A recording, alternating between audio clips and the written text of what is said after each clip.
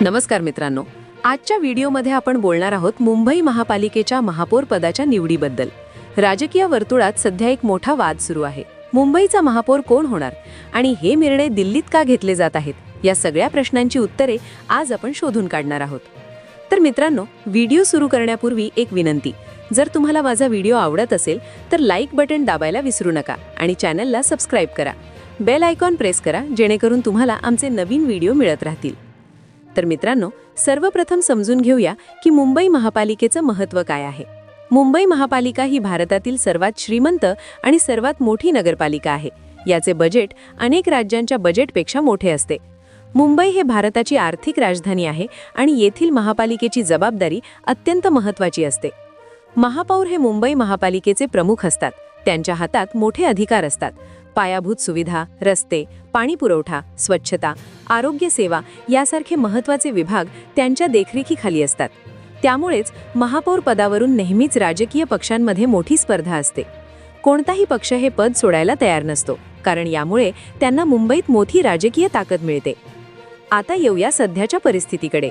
महाराष्ट्रात महायुती सरकार सत्तेत आहे। या युतीमध्ये 3 प्रमुख घटक आहेत: भाजप, शिवसेना आणि राष्ट्रवादी काँग्रेस पक्ष।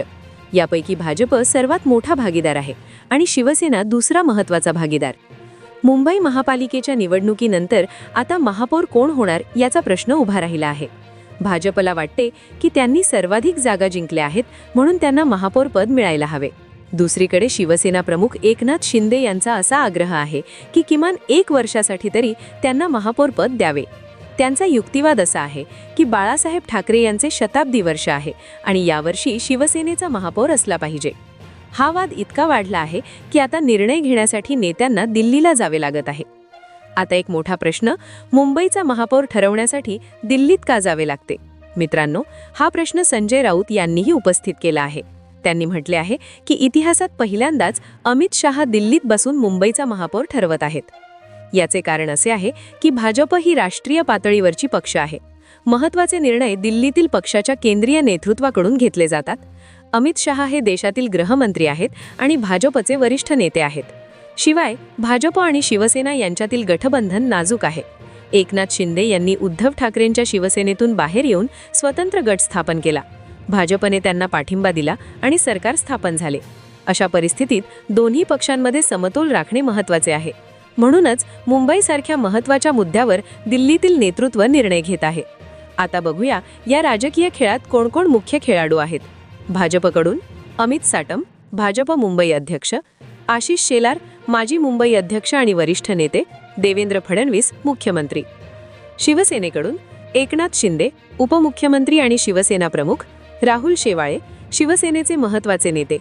या सर्व नेत्यांची दिल्लीत बैठक झाली आहे। ते अमित शहा यांची भेट घेणार आहेत आणि त्यांच्यासमोर आपापली मागणी मांडणार आहेत। महाराष्ट्र सदनात दोन्ही पक्षांच्या नेत्यांची प्राथमिक बैठक होणार आहे। या बैठकीत केवळ महापौर पदच नव्हे तर स्थायी समिती अध्यक्ष आणि इतर महत्त्वाच्या समित्यांच्या पदांवरही चर्चा होणार आहे। एकनाथ शिंदे यांची मागणी काय आहे ते समजून घेऊया। शिंदे यांना किमान 1 वर्षासाठी महापौर पद हवे आहे। त्यांचे काही मुद्दे आहेत। 1. हे बाळासाहेब ठाकरे यांचे शताब्दी वर्ष आहे। बाळासाहेबांनी शिवसेनेची स्थापना केली आणि मुंबईला त्यांचा विशेष लगाव होता। त्यांच्या स्मरणार्थ यावर्षी शिवसेनेचा महापौर असला पाहिजे। 2. जनतेची इच्छा आहे की शिवसेनेला महापौर पद मिळावे।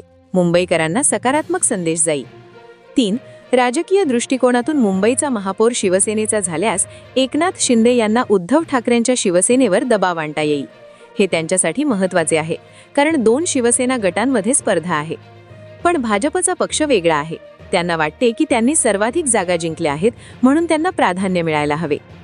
उद्धव ठाकरे गटाच्या शिवसेनेतील संजय राऊत यांनी या प्रकरणावर जोरदार टीका केली आहे। राऊत यांनी म्हटले आहे की एकनाथ शिंदेंची शिवसेना आणि त्यांचे समर्थक आता दिल्लीच्या न्यायालयात दाद मागत आहेत। त्यांचा निर्णय स्वतःच्या हातात नाही। राऊत यांचा आरोप असा आहे की शिंदेंचा गट पूर्णपणे भाजपच्या ताब्यात आहे। मुंबईसारख्या महत्त्वाच्या शहराचा महापौर ठरवण्याचा अधिकारही त्यांच्याकडे नाही। हे टोमणे राजकीय आहेत, पण यात काही तथ्य आहे का? खरं म्हणजे गठबंधनात असताना असे निर्णय संयुक्तपणे घेतले जातात, पण मुंबईसारख्या मोठ्या शहराचा महापौर दिल्लीत बसून ठरवला जाईल हे निश्चितच असामान्य आहे। तर शेवटी काय होणार? मित्रांनो, अंतिम निर्णय अजून झालेला नाही। देवेंद्र फडणवीस सध्या दावोस येथे आहेत. ते परत आल्यानंतर एकनाथ शिंदे यांच्यासोबत बैठक होईल आणि तेव्हा अंतिम निर्णय घेतला जाईल. काही शक्यता आहेत. पहिली शक्यता, भाजप आणि शिवसेना यांच्यात तडजोड होऊ शकते. कदाचित पहिले वर्ष शिवसेनेचा महापौर आणि पुढचे वर्ष भाजपचा महापौर असा फॉर्म्युला करता येईल. दुसरी शक्यता, भाजप आपला पाय रोवेल आणि पूर्ण कालावधीसाठी महापौर घेईल.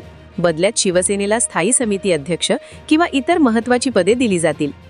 तिसरी शक्यता, एखादा तृतीय पर्याय शोधला जाईल ज्यामुळे दोन्ही पक्षांची प्रतिष्ठा राखली जाईल. न्यायालयात पक्षाच्या चिन्हाबाबत सुनावणी आहे, त्यामुळे आशिष शेलार दिल्लीत आले आहेत. पण महापौर पदाची चर्चाही त्यांच्या भेटींमध्ये नक्कीच होणार आहे. तर मित्रांनो, मुंबईच्या महापौर पदाचा हा वाद अजून सुटलेला नाही. पुढील काही दिवसात निर्णय होईल. आम्ही तुम्हाला या विषयाची अपडेट देऊ राहू. तुम्हाला हा व्हिडिओ कसा वाटला कॉमेंट करून नक्की सांगा. लाईक करायला विसरू नका आणि अजून व्हिडिओ पाहण्यासाठी माझ्या चॅनलला सबस्क्राईब करा. धन्यवाद मित्रांनो.